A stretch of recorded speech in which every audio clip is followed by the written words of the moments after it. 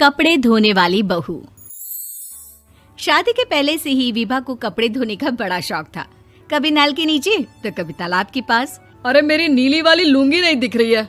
विभा की अम्मा, कहाँ रखी है लुंगी? अरे वो तो विभा ने परसों ही धोकर रखी थी आपकी अलमारी में, देखो वहीं होगी। वो ना मैंने आज धो दी, मुझे लगा कि गंदी हो गई होगी। अरे कैसे गंदी हो गई थी? उसे तो मैंने पहना भी नहीं। हे भगवान, इस लड़की के कपड़े धोने की आदत से परेशान हो गया हूँ मैं। जितना तो घर में राशन नहीं आता, उससे कहीं ज्यादा डिटर्जेंट पाउडर का खर्चा है। इसकी शादी करवा दो, शादी जाए अपने घर में ही करे काम, फिर चाहे घर के कपड़े धोने हो या पूरे गांव के। हाँ ठीक बोल रही हूँ, देखता हूँ मैं कोई लड़का। वो दिन भी आ जाता है जब विभा को देखने लड़के वाले आ जाते हैं। लड़की मुझे अच्छी लगी।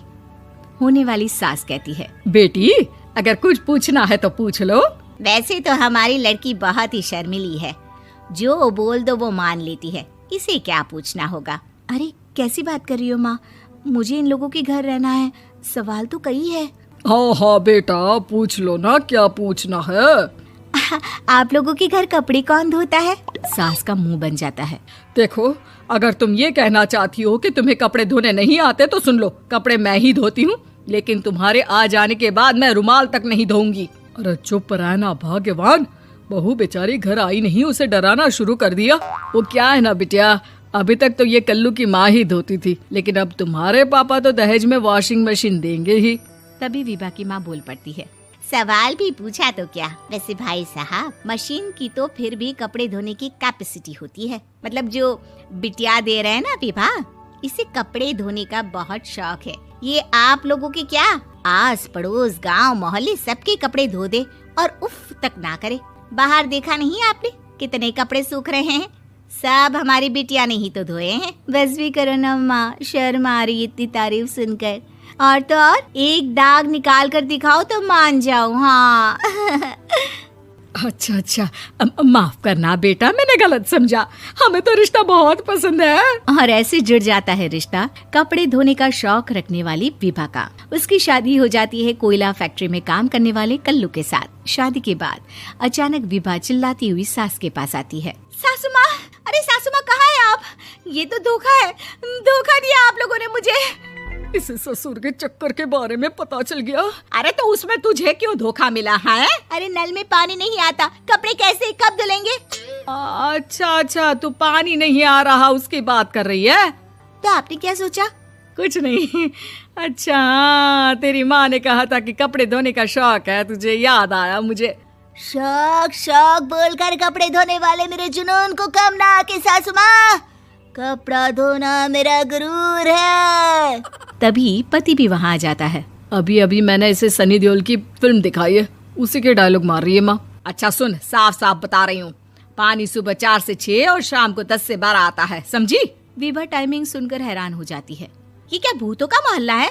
सुबह 4 बजे उठकर कौन कपड़े धोता है? 4 बजे टंकी में पानी जाता है, फिर सारा दिन धोना ना, किसने मना किया? अरे कैसी बात कर रही हैं? 200 लीटर की टंकी में कितने कपड़े धो लूंगी मैं? सुबह ही उठ जाऊंगी मैं। अब क्या था, विभा सुबह 4 से लेकर रात के 12 बजे तक कपड़े ही धोती रहती।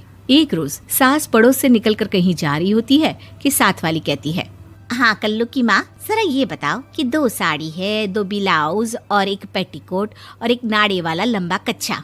हाँ तो? अरे तो क्या, कितना लोगी धुलाई ये बताओ। धोबन दिख रहे हैं हम क्या? हमारे पति सरकारी नौकरी से अभी रिटायर हुए हैं और बेटा सुपरवाइजर है कोयला फैक्ट्री में। धोबन समझ रखा है हमें? हाय रे कल्लू की अम्मा, माफ कर दो, वो तो मोहल्ले में यही सब बता रहे थे कि तुमने बहू को कपड़ा धुलवाने के काम में लगा दिया है। सास को पड़ोसन की बात सुनकर गुस्सा आ जाता है। वो घर पहुंचती है जहां घर के बाहर ही इतने सारे कपड़े सूख रहे होते हैं जितने कि किसी धोबन के घर पर। अरे ओ कल्लू की दुल्हन, बाहर निकल। माँ जी यहीं आ जाओ, बाथरूम में चादर धो रहे हैं हम। अरे अभी हम धोते हैं, तुमको बाहर निकलो। ये आस पड़ोस वाले बोल रहे हैं कि हम बहू से कपड़े धुलवा कर उसे कपड़ा धोने वाली बना दिए हैं। अरे छोड़ो ना माँ जी, किन लोगों की बातों में आती हो? आस पास के लोगों का तो काम ही होता है कि वो किसी तरह सास बहू को लड़ा दे। बहू सारे घर के कपड़े धोती है, ये क्या कम है? बोलिए। सास को भी लग जाता है कि वो बहू का ये सनकीपन नहीं छुड़वा सकती, इससे अच्छा है कि खुद ही चुप हो जाए।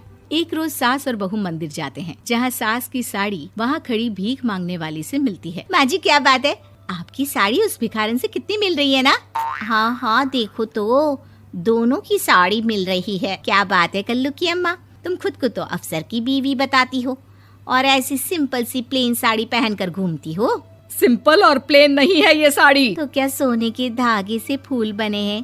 कुछ भी सासू माँ, कुछ भी। हाँ, बने थे इस साड़ी में सोने के धागे से फूल।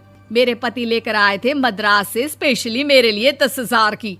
ताहे भाई साहब इस भिखारन के लिए भी सेम टू सेम साड़ी लेकर आए होंगे 10,000 की।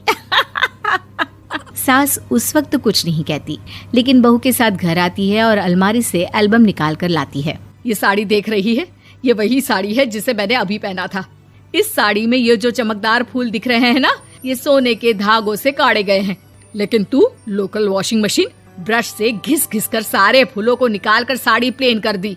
मुझे माफ कर दीजिए सासू माँ। और तो और, जब मैंने तुझे तेरी गलती के लिए कुछ नहीं कहा, लेकिन तूने तो सबके सामने मेरा मजाक ही बना दिया। क्यों? बहू को समझ में आ जाता है कि अब से उसका कपड़े धोना बंद।